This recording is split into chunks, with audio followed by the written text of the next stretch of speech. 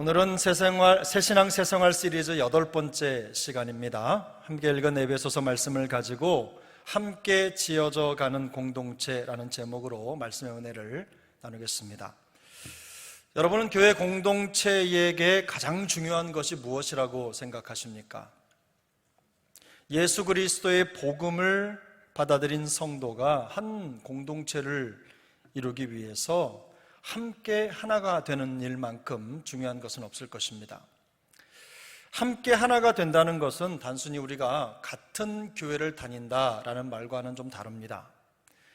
같은 교회를 다니고 같은 자리에서 예배를 드린다라는 수준 정도가 아닙니다. 고린도전서 1장을 보면 1장 10절에 같은 말, 같은 마음, 같은 뜻, 같은 말, 같은 마음, 같은 뜻으로 온전히 합하라는 말씀이 있습니다. 바로 함께 하나가 된다는 것은 같은 말, 같은 마음, 같은 뜻으로 온전한 연합을 이루는 것이 바로 이 하나가 된다는 말의 진정한 의미입니다. 예수님께서 이 땅에 오신 목적은 죄로 죽었던 우리를 다시 살려 구원하시기 위해서입니다. 뿐만 아니라 그 피로 사신 백성들을 통해서 새로운 공동체를 이루게 하기 위해서 이 땅에 오셨습니다.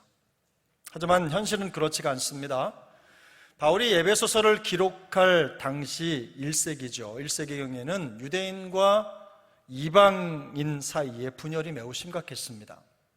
서로에 대해서 앙숙 관계였기 때문에 그들은 결코 하나가 될 수 없는 사이로 인식이 되었습니다. 이방인과 유대인이 함께 연합하는 공동체를 만들어낸다는 것은 그야말로 기적에 가까운 일입니다. 기적이나 다름이 없었습니다. 그래서 바울은 초대교회가 유대인이든 이방인이든 혹은 종이든 자유인이든 남자든 여자든 할 것 없이 모두가 한 교회를 이루는 그 사실에 대해서 기적이라고 얘기를 했어요. 우리 힘으로는 될 수 없는 정말 하나님의 능력으로만 가능하다는 것이죠. 이처럼 당시의 유대인과 이방인 사이에는요, 반목의 골이 매우 깊었습니다. 더구나 당시 에베소라고 하는 도시는 다양한 지역에서 온 사람들이 다양한 언어를 가지고 또 다양한 문화 속에서 살아가는 그야말로 다문화 도시였습니다. 여기에 부와 가난이라고 하는 경제적 격차가 더해지고 신분의 격차가 가해지면서 사람들 사이에 커다란 분열이 생겼습니다. 특히 로마의 인구 중에 3분의 1이 노비죠. 노예라고 할 정도로 인종차별에 대한 사회 문제가 매우 극심했습니다. 이런 상황 속에서 수많은 이방인들이 예수 그리스도의 복음을 받아들이고 그리스도인이 되었습니다. 어려운 상황이지만 복음이 전파됐고 신분 여하를 막론하고 많은 사람들이 복음을 듣고 교회로 들어오게 된 것이죠. 하지만 교회 안에도 인종과 문화의 장벽을 극복하고 하나가 되는 것은 여전히 쉬운 일이 아니었습니다. 지금 우리만 하더라도 그렇죠. 쉽게 우리나라가 오랫동안 가지고 있는 영남과 호남의 갈등이라든지 또 지역 색깔 또 이런 차이들이 하나가 되는데 큰 걸림돌이 되는 것입니다. 사도 바울이 살았던 당시나 지금이나 똑같이 다양한 사람들이 같은 마음과 뜻으로 하나가 되는 일은요, 여전히 큰 도전입니다. 그러나 바울에게는 이 일이 가능한 일이었습니다. 예수 그리스도께서 원수된 모든 것들 그리고 막힌 담들을 완전히 헐어버리고 한 몸으로 화목하게 하셨기 때문입니다. 바울은 이 사실을 믿었고 이 복음의 역사가 교회 안에 가득하기를 기도하고 있는 것입니다. 바울은 복음을 통해 놀라운 화목의 기적을 이루는 공동체의 모습을 설명하기 위해서 다양한 비유를 사용합니다. 오늘 우리가 읽은 본문이 4절밖에 안 되는 짧은 본문이지만 이 안에는 그리스도의 십자가를 통해서 이루어진 공동체의 특징을 묘사하는 비유죠. 그림이 장장 6가지나 들어있습니다. 첫 번째 그림은 동료 시민이라는 그림입니다. 19절에 동일한 시민이라는 표현이 있습니다. 이 표현은 서로 밀접한 관계로 연결되어 있다, 서로 밀접하게 연결되어 있는 국민이라는 의미입니다. 더 이상 낯선 이방인이 아닙니다. 외국인이 아니라는 말입니다. 물론 나라마다 국민에 대한 정의가 조금씩 다릅니다. 미국이나 서방 국가들은 다른 나라 사람이라도 그 나라의 영토에서 출산을 하면 그 출산한 아이에게는 시민권을 줍니다. 그 나라의 백성으로 살 수 있는 기회를 주는 것이죠. 하지만 동양은 조금 차이가 있습니다. 우리나라나 일본만 하더라도 서양의 나라들과는 조금 다릅니다. 나라 안에 살 수는 있지만 국민으로서의 권리가 제한됩니다. 일본에 태어나는 사람들도 그렇답니다. 영주권은 주지만 투표권이나 이런 참정권이 없는 거예요. 완전한 국민으로 받아들여지지 않기 때문입니다. 이방인들은 과거 얼마 전까지만 해도 하나님 나라와 상관없는 외인이었습니다. 그러나 복음의 능력이 그들에게 임하고 그들이 그 복음을 받아들이는 순간 더 이상 이방인이 아닙니다. 동일한 시민이라고 하는 표현은 아무런 제한 없이 모든 권리를 가지고 있는 국민을 말하는 것입니다. 예수 그리스도의 복음을 통해 하나님 나라의 모든 권리를 가진 성도와 똑같은 동료 시민이 된 것입니다. 두 번째 그림은 하나님의 권속이라는 그림입니다. 이 권속이라는 말이 가정이라는 말입니다. 우리가 하나님의 권속이 되었다는 것은 예수 그리스도의 십자가가 우리를 하나님의 가정에 속한 식구가 되게 했다는 것을 뜻합니다. 하나님의 가족이 되면 또 자녀로서 누릴 수 있는 권한을 누리고 또 함께 먹고 함께 사는 그런 사이가 되는 것입니다. 그뿐만이 아닙니다. 한 가족이 되었다는 것은 특권만 있는 것이 아니라 책임도 있습니다. 다른 가족 식구들을 위해서 헌신하고 사랑하고 돌보는 봉사의 책임도 있는 것이죠. 하나님의 가족이라는 특권도 있지만 책임도 있는 겁니다. 그리고 세 번째 그림은 같은 터와 기초로 지어진 건물이라는 그림입니다. 같은 터 위에 같은 기초로 지어진 하나의 건물, 바로 이게 바울이 세 번째로 말하는 공동체에 대한 그림입니다. 여러분 20절을 보겠습니다. 오늘 본문 20절입니다. 함께 읽습니다. 너희는 사도들과 선지자들의 터 위에 세우심을 입은 자라 그리스도 예수께서 친히 모퉁이돌이 되셨느니라. 아멘. 바울은 성도의 연합을 여러 개의 벽돌이 함께 연결이 돼서 세워지는 건축물에 비유합니다. 이 건물의 터는 사도와 선지자들입니다. 사도와 선지자는 예수 그리스도의 복음과 하나님의 말씀에 관련된 사람들인데요, 건물이 세워지는 터가 이 사도와 선지자라는 것은 그 건물의 자리가 바로 말씀과 복음이라는 뜻입니다. 복음과 하나님의 말씀이 바로 그 건물이 서 있는 자리라는 뜻이죠. 모퉁이돌이라는 말은 물론 건물의 가장 핵심적인 돌이죠. 건물의 무게를 가장 많이 지탱하는 주춧돌입니다. 벽을 단단히 고정하는 역할을 하는 아주 중요한 돌입니다. 그리스도 예수께서 친히 모퉁이돌이 되셨다는 것은 공동체의 중심에 그리스도가 있다는 말씀입니다. 모든 지체들이 그리스도와 연결되고 유지되며 모든 것의 중심 되신 그리스도를 향하고 있다는 것을 뜻하는 것입니다. 그러므로 사도와 선지자의 터 위에 세워지고 그리스도 예수께서 모퉁이돌이 되셨다는 것은 복음과 하나님의 말씀 위에서 예수 그리스도를 중심으로 함께 연결된 공동체라는 뜻입니다. 이 공동체의 모습을 선지자와 사도들의 터 위에 그리스도께서 모퉁이돌이 되셔서 지어진 건축물로 표현하고 있는 것입니다. 네 번째 그림은 자라나는 생명체에 대한 그림입니다. 오늘 본문 21절에 보면 되어가고라고 하는 단어가 있는데요. 이 말은요, 건물이나 세워진 빌딩에는 사용되지 않는 말입니다, 통상적으로. 그러나 바울은 여기에 이 말을 사용해서 이 공동체가 살아있는 공동체라는 것, 살아있는 생명체라는 것을 강조합니다.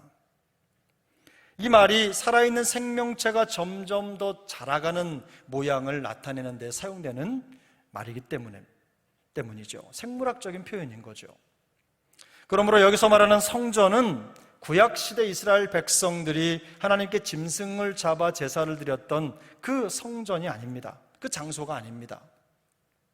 만약 구약의 성전을 표현하려고 했다면 연결하여 혹은 되어가고라는 표현을 사용하지 않았을 것입니다.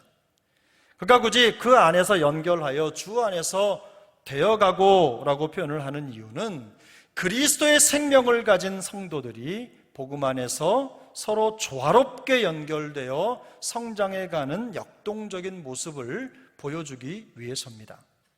특별히 되어간다는 것은 숫자가 늘어간다는 표현입니다. 숫자가 늘어간다는 표현을 이렇게 되어간다는 표현으로 번역이 된 거죠. 양적 성장이 강조되고 있는 겁니다. 점점 더 많은 사람들이 복음을 믿고 공동체의 한 식구가 되고 또 그들 모두가 다 같은 말, 같은 마음, 같은 뜻으로 하나가 되고 함께 지어져가는 중요성을 강조하고 있는 것입니다. 저는 우리 교회가 이런 교회가 될 수 있기를 바랍니다. 날마다 믿는 자의 수가 더 늘어갈 뿐만 아니라 함께하는 모든 지체들이 같은 말, 같은 마음, 같은 뜻으로 한 공동체를 이루고 함께 지어져가는 기쁨을 누릴 수 있게 되기를 소망합니다. 바울이 복음의 화목을 이룬 공동체를 설명하기 위해서 사용한 5번째 그림은 성전입니다. 우리 21절을 한번 같이 읽겠습니다. 그의 안에서 건물마다 서로 연결하여 주 안에서 성전이 되어가고, 이 여기에 나타난 성전은 앞에 말씀드린 대로 거대한 돌로 지어진 구약시대의 성전이 아닙니다. 복음과 말씀을 믿는 사람들이 함께 조화를 이루며 서로 친밀하게 연결된 공동체를 말하는 것입니다. 복잡하고 다양한 사람들이지만 복음 안에서 말씀의 관절로 연결이 되어서 함께 결합되고 또 함께 자라가는 공동체가 바울이 여기서 말하는 성전입니다. 그리고 마지막 6번째 그림은 하나님의 거하실 처소라는 그림입니다. 본문 22절을 우리 다 같이 함께 읽겠습니다. 너희도 성령 안에서 하나님이 거하실 처소가 되기 위하여 그리스도 예수 안에서 함께 지어져 가느니라. 아멘. 바울은 너희도라는 표현을 통해서 에베소 교회에 속해 있는 다양한 그룹의 성도들이 함께 하나님이 거하실 처소가 되기 위해 부름받았다는 사실을 강조합니다. 함께 지어져 간다는 것은 하나님이 거하실 처소가 되기 위해서 모든 지체에게 감당해야 할 각자의 역할이 주어져 있다는 것을 뜻합니다. 이 함께라는 말은 어느 한 사람의 노력만으로는 되는 게 아닙니다. 함께 같이 자기가 맡은 역할, 자기의 자리에서 맡은 모든 사명을 잘 감당할 때 비로소 이 함께라는 말이 우리 안에서 이루어지는 것입니다. 바로 함께라는 말이 가진 의미가 바로 그런 뜻입니다. 바울은 복음을 받아들인 성도 개개인이 이미 성령의 전이라는 점을 말했습니다. 그러므로 우리가 성전이 되는 일은 예수님을 영접하는 순간 바로 시작됩니다. 예수님을 믿으면 곧바로 그 즉시 성령이 우리 안에 들어오시기 때문입니다. 이후로는 성령께서 항상 성도 안에 내주하시는 성령의 전으로 살아가게 되는 것입니다. 내 감정적으로 느끼든 느끼지 못하든 상관이 없습니다. 이것은 성경이 말씀하는 진리입니다. 복음을 받아들이면 우리 안에 성령이 들어오시고 영원히 내주하십니다. 그러므로 우리 모든 성도는 성령의 전인 거지요. 그러므로 남녀노소 빈부 귀천 유무식에 상관없이 교회 안에 있는 모든 성도는 하나님이 거하실 처소를 이루는 데 있어서 가장 중요한 요소이자 핵심적인 역할을 맡은 사람들입니다. 너희도 성령 안에서라고 하는 표현이 있습니다. 그것은 이 일을 위해 성도 각자에게 성령의 도우심이 절실하다는 뜻입니다. 우리의 힘으로, 우리의 능력으로 이룰 수 없는 그 연합된 공동체는 결국 성령의 도우심을 통해서 이루어진다는 뜻입니다. 바울이 그리스도의 복음을 받아들인 성도들로 이루어진 교회의 모습을 설명하면서 강조하고 있는 것은요, 교회의 연합과 일치입니다. 연합과 일치를 통해 성도는 그리스도 안에서 동료 시민이 됩니다. 뿐만 아니라 하나님의 가족이 되고 복음과 말씀의 터 위에서 그리스도와 연결되어 하나님이 거하실 성전으로 함께 자라가는 영적인 건축물이 되는 것입니다. 바울은 특별히 하나님께서 성도 각 사람을 성전이 되게 하기 위해서 부르셨다는 점을 강조합니다. 놀랍게도 우리 각 사람을 성전으로 부르신 이유가 과거 성전이 필요했던 구약시대였죠. 이 성전이 필요했던 이유와 똑같습니다. 여러분, 레위기 26장을 함께 읽어보겠습니다. 레위기 26장 11절 12절인데요 함께 읽습니다. 내가 내 성막을 너희 중에 세우리니 내 마음이 너희를 싫어하지 아니할 것이며 나는 너희 중에 행하여 너희의 하나님이 되고 너희는 내 백성이 될 것이니라. 아멘. 본문은 성막에 대한 얘기지만 성막은 성전의 전신이죠. 이스라엘 백성들은 광야를 지나고 행군을 할 때에 성막을 함께 가지고 가고 진을 쳐서 진영을 이룰 때는 그 모든 진영의 중앙에 성막을 건축했습니다. 성막을 친 거죠. 하나님께서 그들과 함께 하시고 동행하신다는 것을 보여주는 상징이 바로 성막이었던 것입니다. 하나님은 그곳을 거룩하게 구별하셨습니다. 하나님은 그곳에서 백성들이 드리는 제사와 예배를 받으셨고 예배를 드리는 백성들을 만나기 위해서 그 성전에 임재하셨습니다. 다시 말해서 성전은 하나님과 백성이 화목하게 하기 위해서 필요한 공간이었던 것입니다. 그런데 성육신하신 예수님께서 우리 모두를 위해 성전이 되어주셨습니다.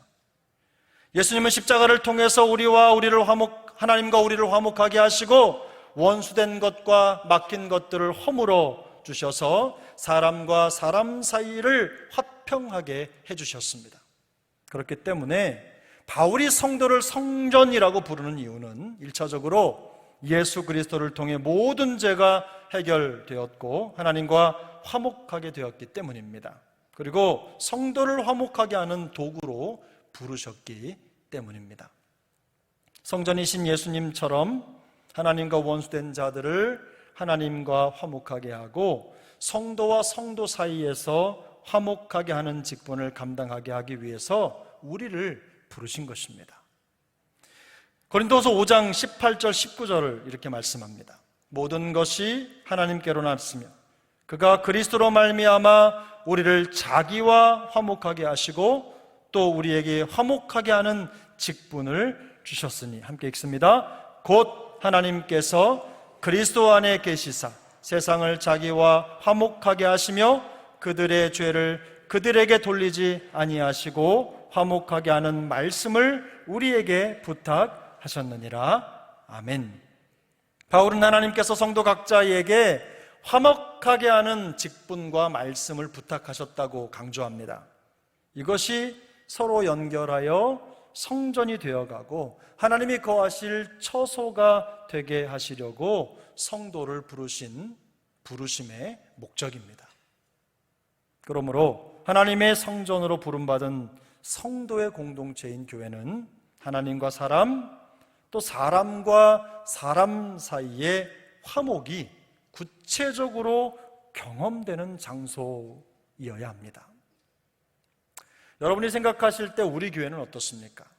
우리 교회는 화목이 경험되는 현장입니까? 아멘을 별로 안 하시는 거 보니까 아닌 것 같네요. 그래도 한 번 더 여쭙겠습니다. 우리 교회는 하나님과 우리 사이의 화목, 그리고 사람, 성도와 성도 사이의 화목이 경험되는 현장입니까?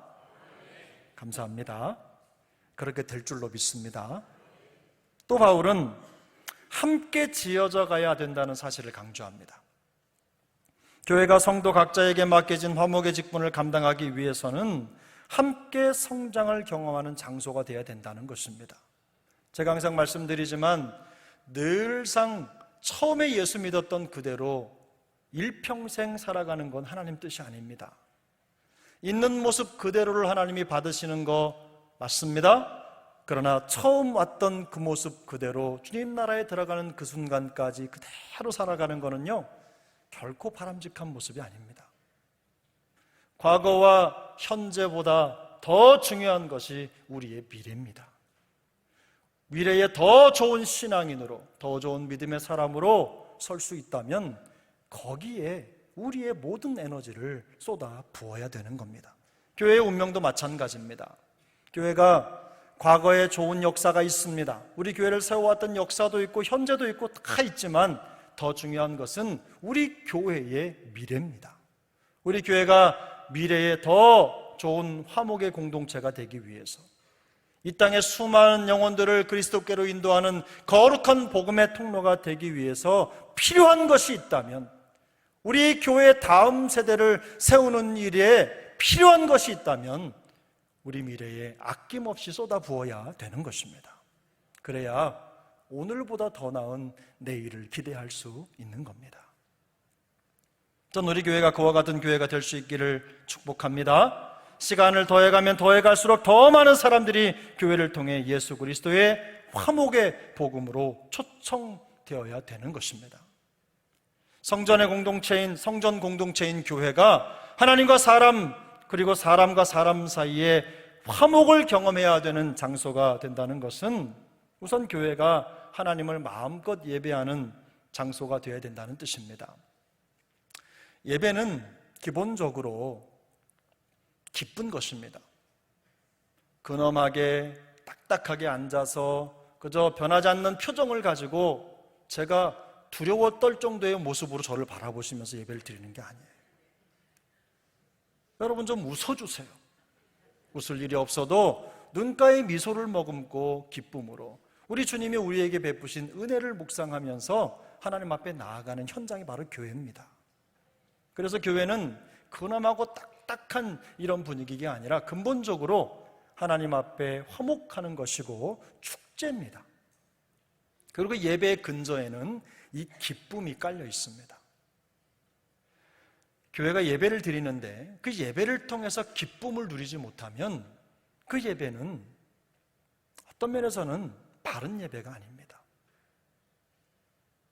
예배는 하나님과 나눈 화목의 증거이기 때문입니다. 그리고 주님의 은혜를 기억하는 지체들과 함께 기뻐하고 또 교제하면서 함께 하나님을 찬양하는 곳이 바로 교회입니다. 그뿐만이 아닙니다. 함께 지어져 가야 된다는 것은 바울의 이 생각이 거기에 깊이 들어있는데, 주님께서 우리 각 사람에게 원하는 게 있다는 거예요. 그게 뭐냐면 우리가 점점 더 성장해 가고 자라가기를 기대하신다는 겁니다. 바로 그 의미가 함께 지어져 가야 한다는 말에 담겨 있습니다. 성도와 교회가 자라가야 된다는 것은 단순히 양적인 팽창만을 말하는 것이 아닙니다. 제가 이런 설교나 말씀을 드리면 강 목사는 수적인 성장만 중요하게 생각하는구나, 이렇게 생각하는 분이 계실까 봐 높아심의 말씀을 드립니다. 결코 그런 게 아니에요.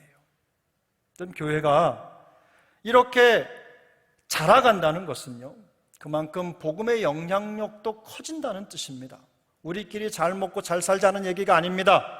세상의 화목의 복음을 전하는 통로로서 그 역할이나 역량이 점점점 커져가야 된다는 것을 말씀드리는 것입니다. 하나님과의 화목을 상실한 채 살아가고 있는 주변의 수많은 사람들에게 평안의 복음을 흘려보내는 통로로서 살아있는 공동체로 그 지경을, 그 영향력을 점점 확장해 가야 된다는 뜻입니다. 그리고 여러분, 그런 교회에 함께할 때 행복합니다. 그런 교회의 지체가 될 때 행복한 겁니다. 그리고 내가 살아있다는 걸 느끼는 거예요. 전 우리 교회가 그런 교회가 됐으면 좋겠습니다. 우리 교회가 하나님과 세상을 화목하게 하는 살아있는 성전의 사명을 잘 감당하는 그런 교회가 될 수 있기를 예수님의 이름으로 축복합니다. 그런데 이처럼 우리가 그리스도 안에서 누리는 새로운 신분과 특혜를 보여주는 이 사도 바울의 설명을 통해서 좀 더 깊이 있게 생각해 봐야 될 것들이 있습니다. 우선 이 자리에 있는 여러분들에게 제가 먼저 묻고 싶은 것들이 있습니다. 여러분 대답하십시오. 여러분은 더 이상 나그네와 외인이 아니며 세상과 구별된 하나님 나라의 시민이며 하나님의 가족이라는 것을 믿으십니까? 믿으십니까? 두 번째 질문입니다. 우리가 모퉁이돌 되신 그리스도와 함께 복음과 하나님의 말씀의 터 위에서 세우심을 받았다는 것도 믿으십니까? 세 번째입니다. 마지막 질문입니다. 하나님과 세상을 화목하기 위해서 우리를 성전으로 부르시고 함께 성장해 가도록 인도하셨다는 사실도 믿으십니까? 정말 믿으십니까? 그렇다면 이제 여러분 가슴에 손을 얹고 한번 여러분 스스로를 돌아보는 시간을 갖기를 바랍니다.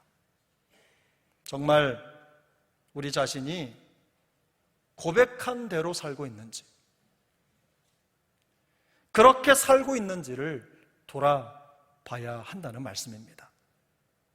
더 이상 복음에 대해서는 외인이 아니며 나그네가 아니라는 것을 확신하고 살고 있는지를 점검해 봐야 됩니다.